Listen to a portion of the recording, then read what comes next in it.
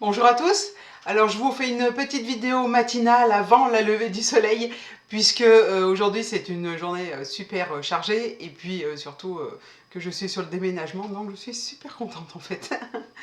Alors on était parti, je vous avais dit la semaine dernière que je ferais une vidéo sur l'âme des lieux. En fait, comme tout se bouscule dans ma vie, je vais préciser ce qu'est la communication animale et je vous parlerai de l'âme des lieux un peu plus tard. Je reviendrai aussi au Feng Shui puisque là, au Feng Shui et au Bazhe puisque on va parler du mois d'octobre 2023, hein, parce que ouais, c'est déjà. Bah, je vous ferai une vidéo en supplément pour ça. La communication animale, je reviens dessus parce que j'ai une personne qui m'a dit ah bah si t'arrives pas à faire asseoir un animal comme ça devant le propriétaire, c'est sûr qu'il va dire que ça va pas marcher. Alors la communication animale n'est pas du dressage, d'accord? C'est la capacité de fondre son esprit dans l'esprit de l'animal dans le but de savoir comment il va. Plusieurs cas de figure se présentent, soit c'est un animal en bonne santé et l'humain ou l'humaine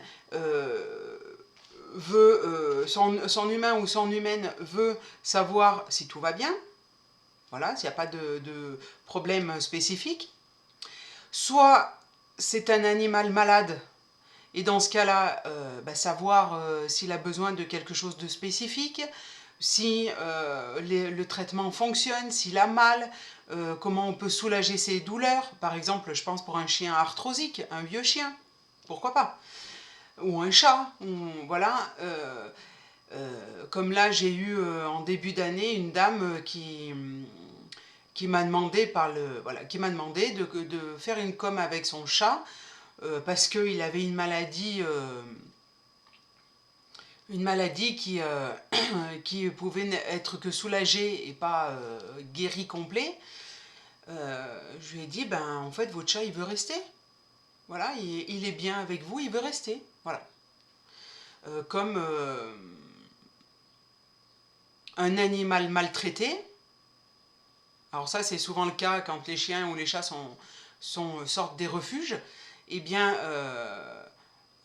quand ils ont des problèmes de comportement, pareil, les gens contactent un communicant animalier pour savoir comment ils peuvent soulager l'animal, comment ils peuvent le rendre heureux, comment, comment il va et qu'est-ce qui s'est passé. Alors, j'ai eu affaire à deux cas, c'était une ponette et un chat qui ont été maltraités. Alors en fait, ils m'ont parlé la ponette m'a parlé de sa vie actuelle au Poney Club, mais elle n'est pas rentrée dans les détails de la maltraitance. Parce que peut-être que, voilà, pour elle, c'est une vie passée, elle est heureuse dans ce Poney Club et elle veut pas revenir en arrière. Le chat, il m'a quand même dit qu'il avait été maltraité. Et j'ai ensuite su par l'humaine que, oui, effectivement, elle est rentrée dans les détails. Mais voilà, donc, quand je fais une communication animale, je ne veux pas de détails. Parce que j'aimerais que ce soit l'animal qui me le dise. Et que je ne sois pas influencée. Ensuite, donc le cas des animaux maltraités. Euh, et enfin, ce qui est le plus dur, c'est le cas des animaux en fin de vie. Je vous dis ça pourquoi? Parce que moi je suis très sensible à ça. J'ai perdu, alors là j'ai un exemple flagrant, c'est que j'ai perdu ma chienne il y a un mois.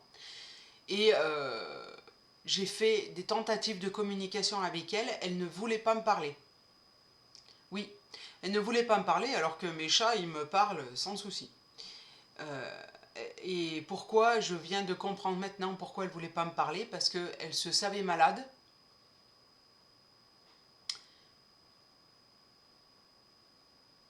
Elle se savait à la fin.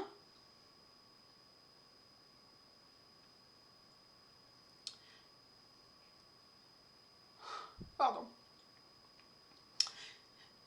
Et elle voulait pas m'inquiéter. Voilà.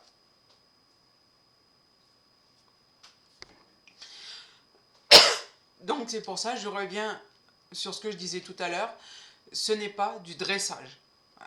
Il faut bien être clair là-dessus. Après, il y a des gens qui sont très cartésiens et qui vont faire appel à des comportementalistes quand il y a des soucis, comme un chien qui va détériorer la maison, qui va détruire la maison quand le propriétaire n'est pas là, ça s'appelle de l'anxiété de séparation.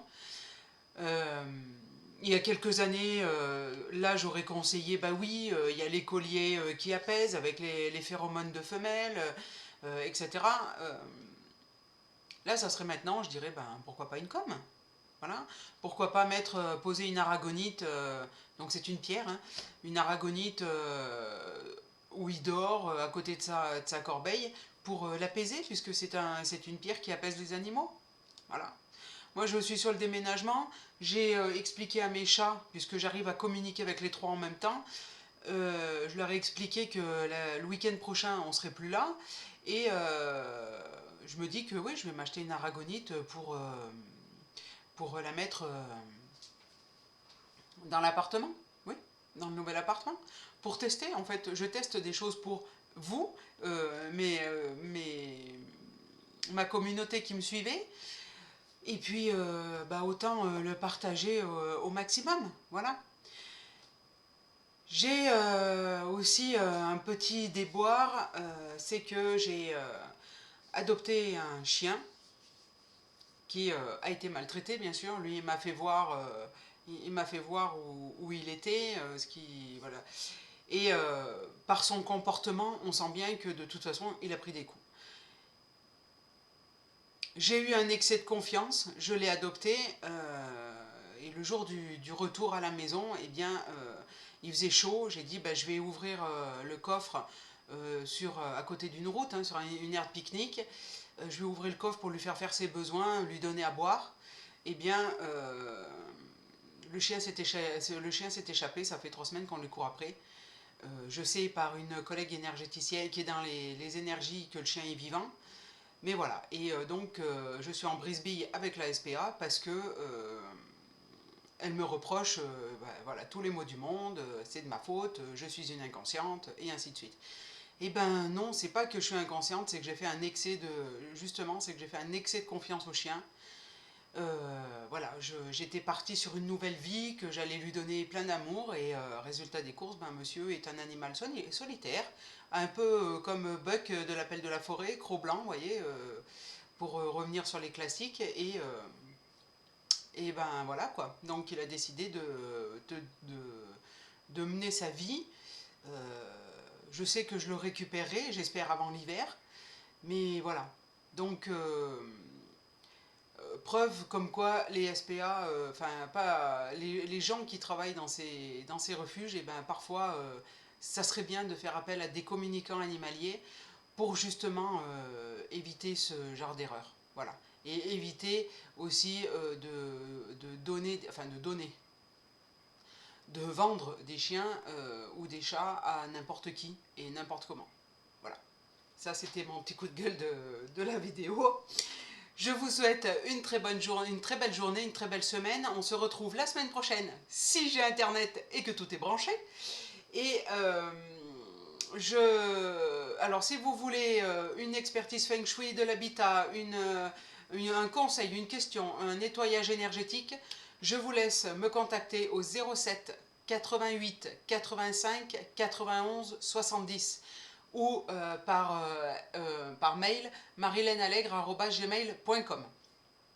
Si vous avez aimé la vidéo, likez, partagez sur tous les réseaux et je vous souhaite et je vous dis à la semaine prochaine. Voilà. Ciao!